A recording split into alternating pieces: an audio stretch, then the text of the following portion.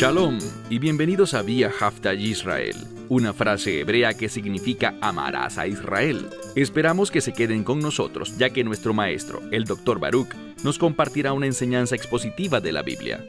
El Dr. Baruch es profesor titular del Instituto Sera Abraham, con sede en Israel. Aunque todos los cursos en el instituto se imparten en hebreo, el Dr. Baruch se complace en compartir esta enseñanza en inglés con doblaje al español. Para más información, visítenos en amarasaisrael.org o descargue nuestra aplicación móvil Mi Estudio Bíblico. Aquí está Baruch y la lección de hoy.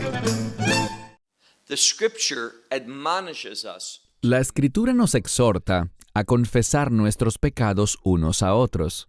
Ahora, ¿por qué la palabra de Dios dirá eso? Porque cuando tenemos pecados no confesados en nuestra vida, y para este fin me estoy refiriendo a los creyentes, no estamos hablando de reconocer nuestros pecados para que sean perdonados y que podamos ser salvos, sino que estoy hablando de nosotros, los creyentes, quienes ya hemos recibido el Evangelio, pero que, sin embargo, queremos crecer y madurar espiritualmente. No queremos obstaculizar la obra y el ministerio del Espíritu Santo en nuestra vida.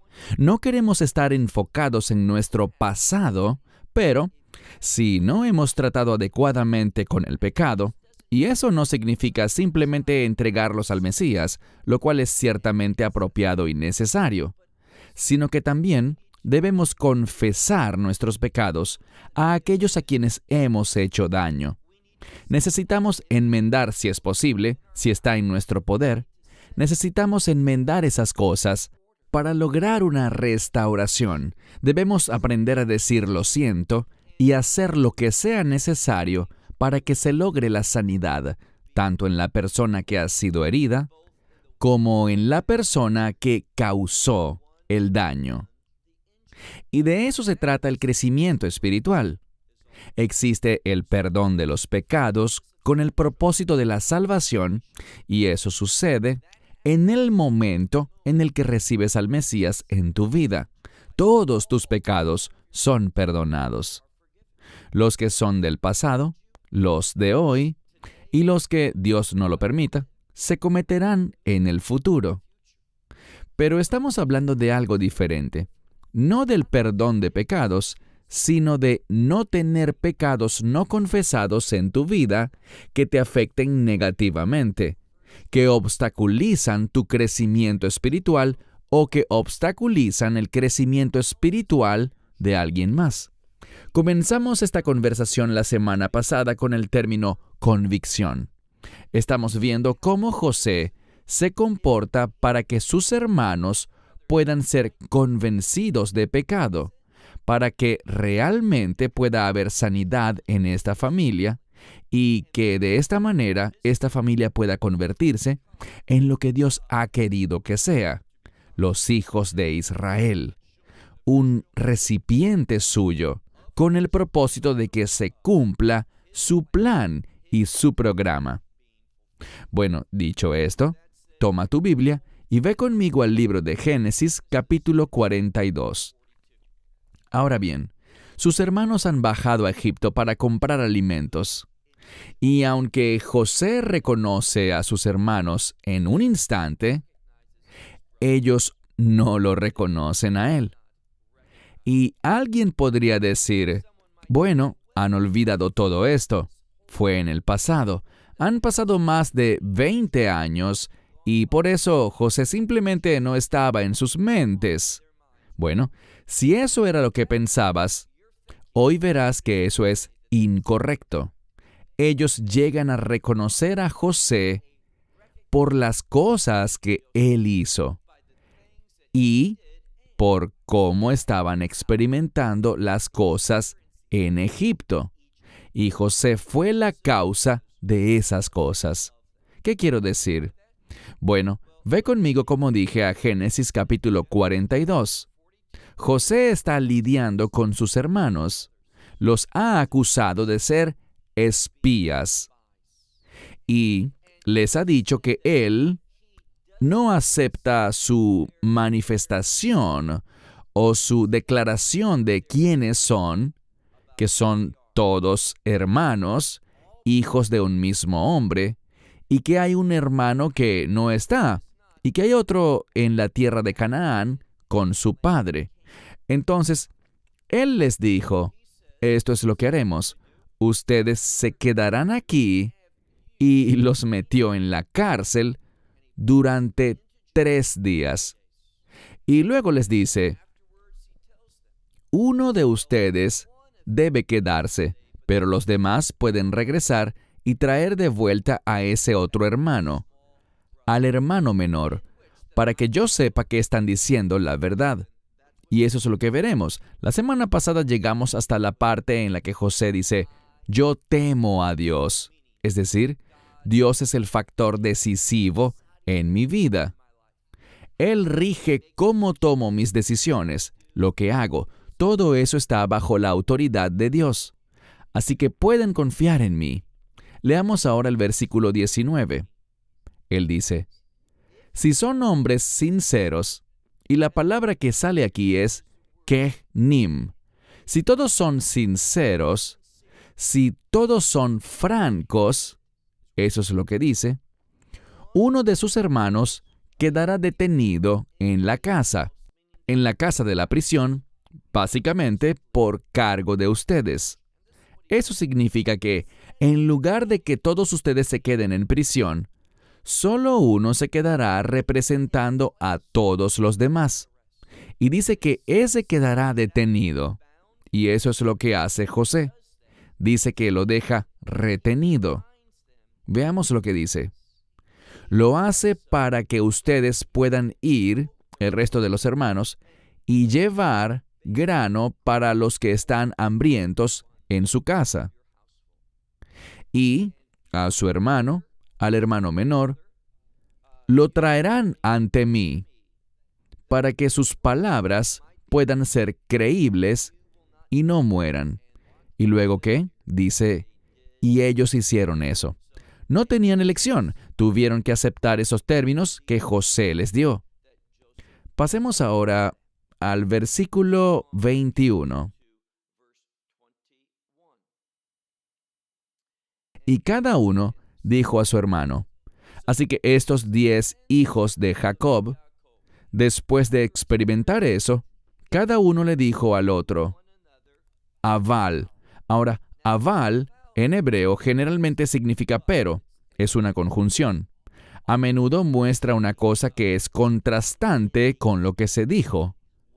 Pero aquí adquiere el matiz de ciertamente. Es decir, realmente. Lo que está diciendo aquí es que cada uno de ellos está cayendo bajo convicción. Leemos aquí, pero somos culpables con respecto a nuestro hermano, a quien vimos en la angustia de su alma. Es decir, él estaba angustiado. Esa podría ser una mejor manera de traducir esto. Ahora, esta palabra que se traduce como la angustia de ese ser interior es la misma palabra que se usa al hablar de la tribulación de Jacob, el tiempo de la tribulación o de la angustia de Jacob en los últimos días. Así que es una palabra de sufrimiento intenso. Y aquí dicen que vieron a José, su hermano, en esa angustia, cuando les suplicaba. Literalmente dice, cuando él nos estaba suplicando, pero no lo escuchamos. Esa es la palabra oír con el propósito de responder. En otras palabras, ellos no respondieron a su súplica. Por eso, esta angustia, y usan la misma palabra, tzarot, esta angustia nos ha sobrevenido. Y aquí aprendemos algo. Vemos el mismo principio que el Mesías enseñó y que se menciona en otras partes de las Escrituras. Con la medida que midas, serás medido. Ten cuidado, porque lo que haces a otros, te será hecho a ti. Ellos pusieron a José en angustia y ahora ellos están angustiados por lo que está pasando. Tienen que dejar a su hermano en Egipto y regresar para llevar comida a Canaán de vuelta a su hogar. verso 22. Rubén les respondió diciendo, sin duda, esto fue lo que les hablé diciendo, no cometan este pecado contra el Yeled, es decir, contra el muchacho. En ese tiempo él tenía 17 años. A ese joven es lo que dice aquí. Pero no escucharon ni obedecieron. Y también su sangre, he aquí, es demandada. Lo que está diciendo es esto. Saben, actuamos de una manera que probablemente llevó a la muerte de José. Eso es lo que queríamos, que él desapareciera, y lo vendimos como esclavo. Y muchas veces los esclavos no vivían hasta una edad avanzada. Eran tratados duramente, se les obligaba a realizar trabajos difíciles y morían. Eran vistos simplemente como una propiedad, y cuando se deterioraban, eran reemplazados. Así que están diciendo, vendimos a José como esclavo, y ahora han pasado 20 años y probablemente está muerto, pero su sangre nos está siendo demandada. Así que noten esta terminología de culpa. Leemos ahora el versículo 23. Y ellos no sabían que José estaba escuchando esto. ¿Por qué? Porque ellos no lo reconocieron. Y descubrimos aquí que había un intérprete o traductores en medio de ellos. Así que cuando José hablaba, no hablaba en idioma hebreo con ellos, sino que les hablaba en egipcio. Y por tanto, no entendían sus palabras y pensaron que él tampoco entendería sus palabras porque él estaba usando un intérprete. Ellos hablaban libremente pensando que él no entendería, pero él lo escuchó todo. Y noten el siguiente verso, el 24. Vaisov me aleichem vayev. Es decir, José se apartó de su presencia, se alejó de ellos. ¿Por qué? Para ir a llorar. Ahora, esto nos dice algo. Debemos entender que José no está actuando en su propio interés. Está actuando de manera que Israel se arrepienta, es decir, su familia, sus hermanos. Y él está pasando por este proceso para que ellos puedan reconocer su culpa. Y estamos viendo que está comenzando a suceder. Están haciendo declaraciones, recordando su pecado de hace más de 20 años. Hay algo más que se destaca. ¿De quién están hablando? De José. ¿Y quién está en medio de ellos escuchando esto? José. Él los reconoce, pero ellos no lo reconocen a él. Y eso es de gran importancia. Hablaremos más sobre eso dentro de unas semanas. Solo recuerden que ellos no lo reconocen. Pero constantemente, a lo largo de este diálogo, no solo hoy, sino en las próximas semanas, ¿de quién estarán hablando? De José, una y otra vez. Pero nunca se les ocurrió que él estaba en medio de ellos. Así que leemos aquí que se aparta de ellos. Vaisov significa que él se aleja de ellos y llora. Y luego vuelve hacia ellos y les habla. Y tomó de entre ellos a Simeón. Él toma a Simeón y lo apresó ante sus ojos. Ahora, ellos han visto y ya han reconocido su pecado, que ellos pecaron contra José. ¿Y qué está pasando? Están viendo que ponen preso a Simeón. Ahora, hay un juego de palabras que solo identificarás si conoces el idioma hebreo, porque dijeron, no lo escuchamos clamar, suplicar, rogar, pero no escuchamos, es decir, no obedecimos. La palabra escuchar aparece 2, 3 o 4 veces y ellos no escucharon adecuadamente, es decir, no respondieron de la manera correcta a lo que estaban escuchando. lo estaban reconociendo. ¿Y quién está siendo arrestado para ir a prisión? Simeón. ¿Por qué eso es importante? Porque Simeón en hebreo es Shemón, que proviene de esa misma palabra hebrea. Así que es porque ellos fallaron en Shema, ellos no escucharon. Esa es la razón por la que están en esa situación. Entonces José tomó de entre ellos a Shemón o Simeón y lo arrestaron ante sus ojos. Verso 25. Y José dio órdenes. Ellos no lo sabían, pero él dio órdenes de que sus costales los llenaran de grano, de sustento. Y esto es lo que no sabían. Y que devolvieran su dinero a cada uno, su dinero en su costal, y les dieran lo que necesitarían para ese viaje. Y luego dice, y así se hizo con ellos, es decir, las personas que recibían órdenes de José, los siervos egipcios de él, así lo hicieron. Verso 26. Y levantaron su grano en esos costales sobre sus burros, y se fueron de allí. Ellos partieron. Verso 27.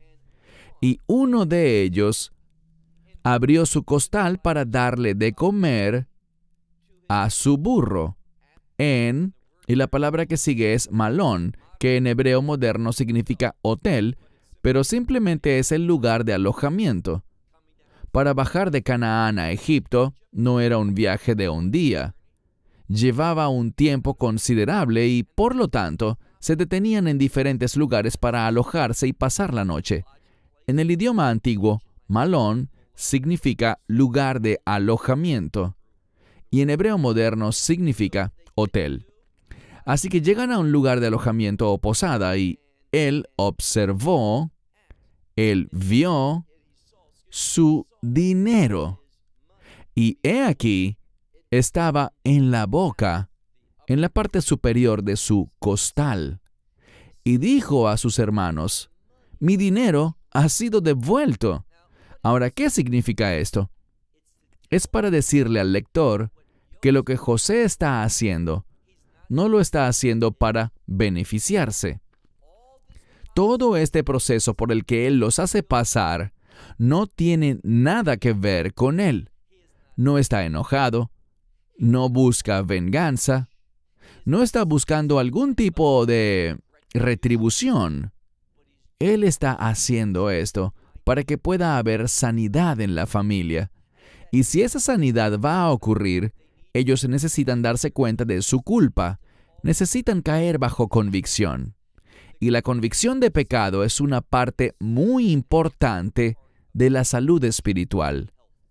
Y el problema es que la mayoría de las personas no lo saben.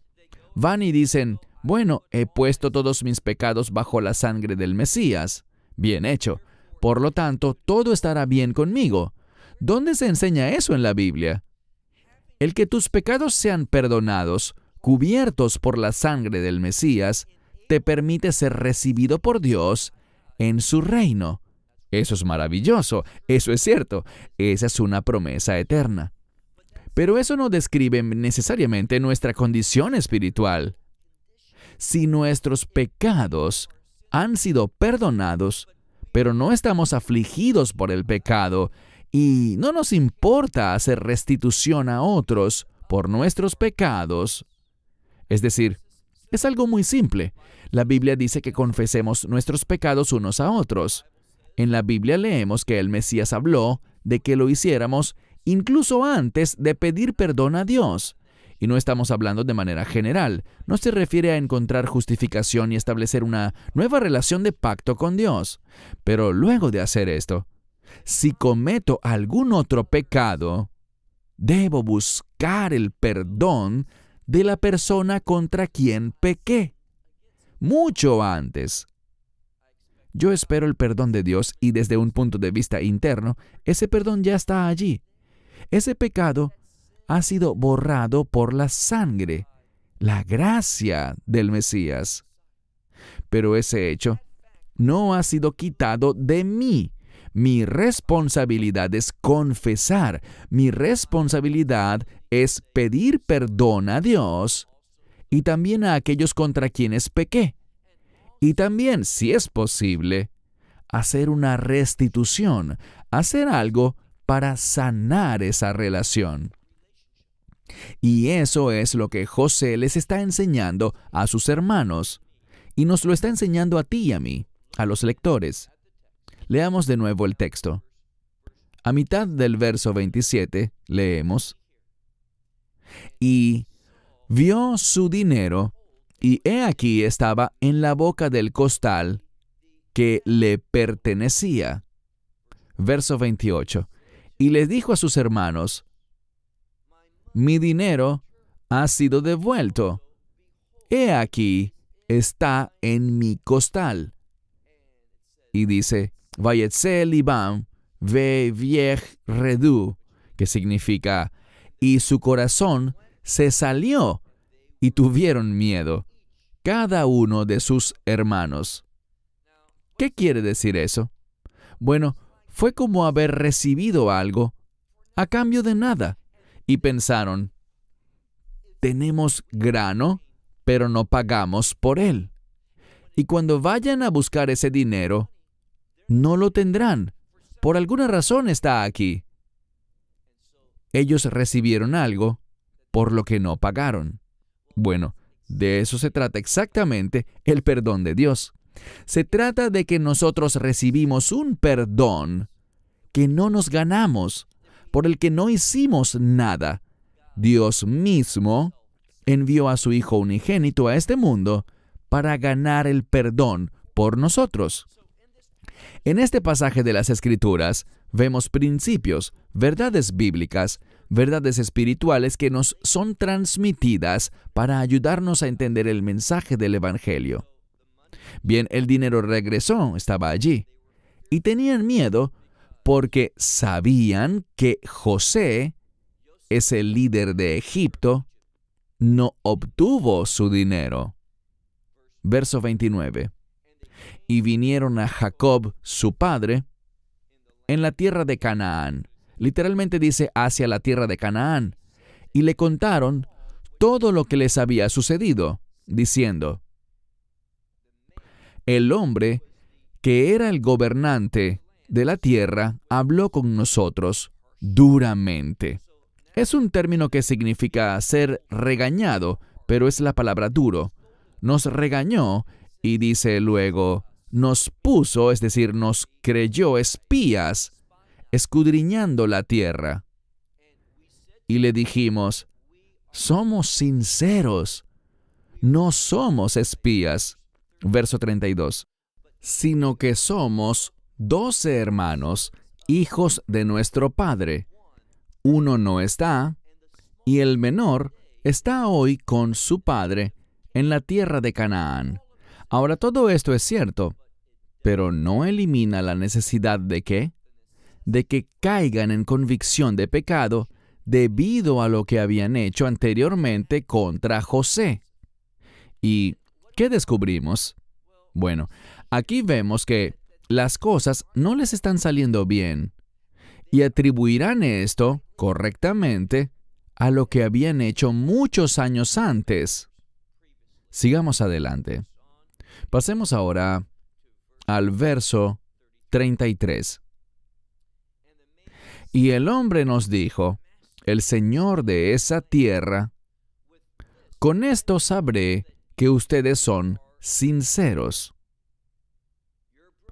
A su hermano tienen que dejar conmigo, y a los hambrientos en su casa pueden llevarles y pueden irse.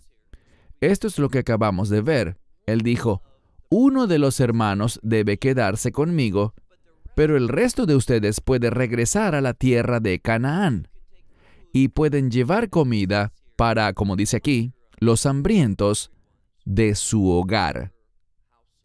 Y con esto sabré la realidad de la situación. Y eso es lo que les dijo a estos hombres.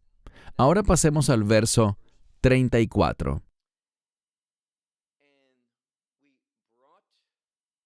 Y ustedes deben traerme a su hermano menor, y así sabré que no son espías y que ustedes son honestos o sinceros. Y su hermano les será devuelto, y la tierra estará... Bueno, hay dos formas de entender esto. Esta palabra, sahar, significa, en un sentido, comercio. Significa que si hacen esto, si traen aquí a ese hermano menor, en el momento en el que lo vea, tendrán acceso a toda la tierra de Egipto, lo que significa que pueden hacer negocios aquí, donde ustedes quieran. Y hay otra forma de entender esto, y es que no solo pueden hacer negocios, sino que pueden ir a cualquier lugar.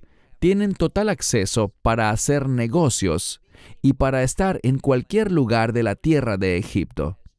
Los veré como individuos confiables y no se les impondrán restricciones.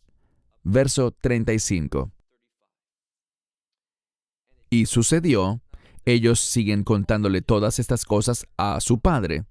Y sucedió que vaciaron sus costales y he aquí, dice, he aquí, que cada hombre tenía una bolsa de dinero en su costal.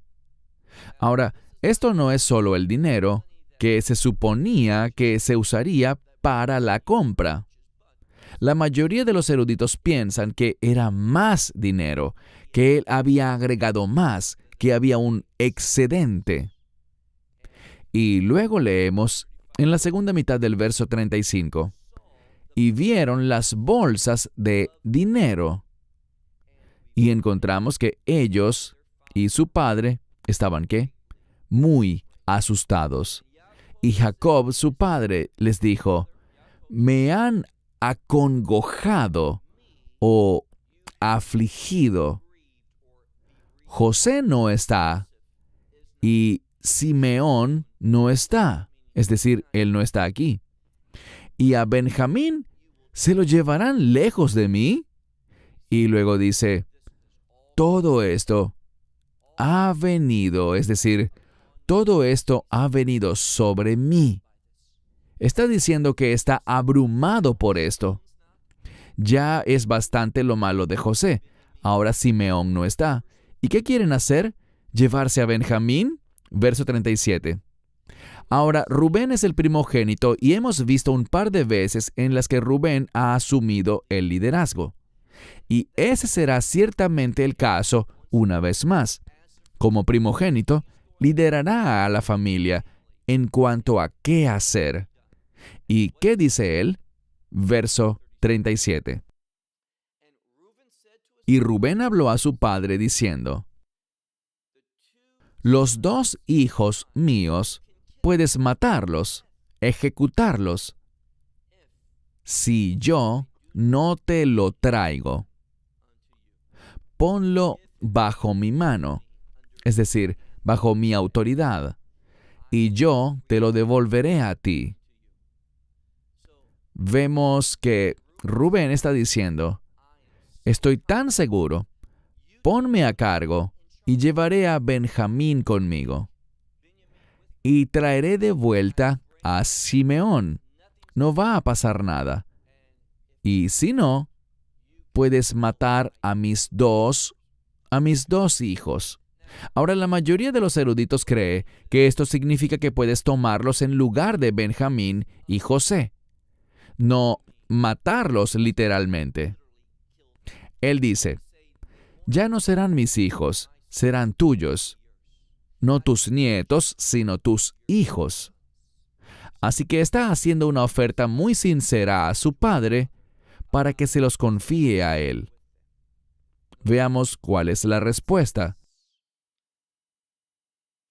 Verso 38. Y él dijo, es decir, aquí habla Jacob, él dijo, no bajen, no se lleven a mi hijo con ustedes, porque su hermano está muerto, y él es el único que queda, Y si le pasa alguna tragedia o asón, es decir, esto es un evento horrible. Asón significa algo como una catástrofe. Si una catástrofe le sucediera en el camino, cuando bajen con él, es decir, por el camino en el que bajarán allá, si algo le sucediera, entonces harán descender mis canas y una gran angustia al Sheol. Él les está diciendo, no podré soportar que Benjamín se pierda. Así que en este momento, Jacob les dice, como padre, como líder, no permito que Benjamín se vaya. Con este final, encontramos que a Simeón lo dejan en prisión. Alguien está sufriendo, y esto va a ser un evento muy importante a medida que avancemos y comprendamos mejor esta escritura. Simeón se está consumiendo en la prisión. Si no se hace algo, ¿y qué es ese algo? Debe haber una reconciliación. Y Dios va a usar esta hambruna con fines espirituales. Y esa es una verdad bíblica muy importante. Cada vez que veamos que en la palabra de Dios se habla de una hambruna, debemos ver que Dios está propiciando esto, para que haya un cambio en la condición espiritual, que está comunicando su desagrado con el propósito de provocar un cambio espiritual en las personas, para que Dios pueda traer bendición en lugar de esta hambruna. Y eso es exactamente lo que está sucediendo aquí. Dios está usando esto para provocar un cambio en los hijos de Israel, para que puedan ser capaces de entender la verdad espiritual y puedan responder en obediencia a la pérdida espiritual, para que al final puedan ser útiles, obedientes y puedan colaborar con Dios, para que se cumpla su voluntad y sus propósitos. Concluiré con esto, y es que cuando no tenemos sensibilidad al pecado en nuestra vida, y si ignoramos el pecado que hemos cometido, eso que hemos hecho en el pasado, si no lidiamos adecuadamente con todo eso, y no somos convencidos del pecado, si no lo confesamos, si no respondemos adecuadamente, y no estoy tratando de sembrar semillas de ansiedad espiritual en ti. Lo que quiero es decirte esto. Si hay alguna oportunidad de confesar y decir lo siento haber hecho lo que hice. Lamento el dolor, la pérdida, lo que sea que haya causado en tu vida. Si es posible, haz una restitución. Es decir, si has causado daño, demuestra que deseas hacer una restauración. Sé un restaurador. ¿Por qué? Porque Dios es un restaurador. Así que todos estos principios espirituales están aquí para llevar al pueblo de Dios a una condición espiritual en la que puedan servir eficazmente. Y es por eso que el nuevo pacto dice que confesemos nuestros pecados unos a otros. Dice que si estás orando y recuerdas que alguien tiene algo en tu contra, deja esa ofrenda allí y ve a reconciliarte con tu hermano. Y luego, haz esa oración. No estamos hablando de hacer esto para obtener la salvación. Estamos hablando de hacer esto con el propósito de ser personas que, tras haber sido salvas, desean ser sanadas espiritualmente. Alcanzar la plenitud de la salud espiritual, no solo desde la perspectiva de poder entrar al reino de Dios. No, queremos estar espiritualmente sanos para que el Espíritu Santo trabaje poderosamente en nuestra vida y para que la gloria de Dios se manifieste brillantemente a través de nuestra conducta, nuestras palabras, todo eso que constituye la esencia misma de quienes somos ahora en el Mesías. El crecimiento espiritual es lo que nosotros necesitamos para servir a Dios eficazmente, crecer, madurar, para que puedan hacerse más y más obras a través de nosotros en cuanto a sus propósitos y planes. Cierro con esto. Hasta entonces, que Dios les bendiga ricamente. Shalom desde Israel. Shalom from Israel. Esperamos que te hayas edificado con el mensaje de hoy y lo compartas con otros. Te invitamos a seguir nuestros estudios cada semana por este canal y por el portal de YouTube de Amarás a Israel. También puedes descargar nuestra aplicación móvil gratuita, Mi Estudio Bíblico. Finalmente, para obtener más información sobre nosotros, visita nuestra web amarasaisrael.org, donde encontrarás otras conferencias de Baruch en audio, video y texto. Hasta el próximo programa. Que el Señor te bendiga en Yeshua HaMashiach, Jesús el Mesías, mientras caminas con Él. Shalom desde Israel.